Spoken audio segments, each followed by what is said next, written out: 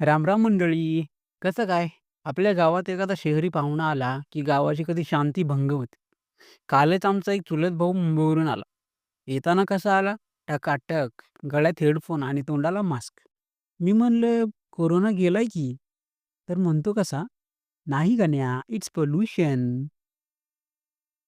म्हणलं, "अरे तुझ्या पोल्युशनच्या गड्या गावात शेणपान चालू असते आणि इथं तुला डस्ट दिसते का?"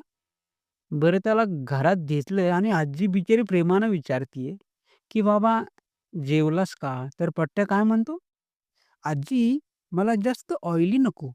मी डाएटवर आहे.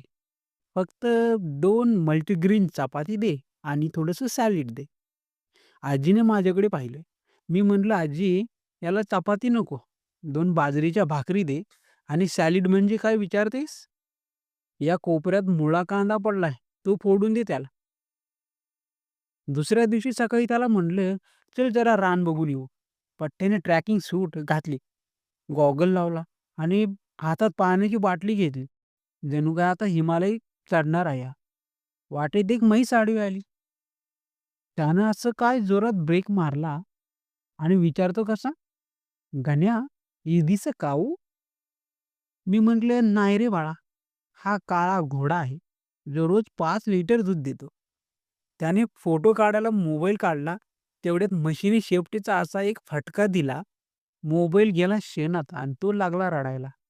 "Oh no! माय आयफोन." मी म्हटलं, "रडू नको बाबा. हा आयफोन नाही, हा गायफोन झाला आता. गप गुमान धुवून काढ त्याला." संध्याकाळी म्हणतो, "गण्या, इथं वायफाय नाहीये का? मला Netflix बघायचंय."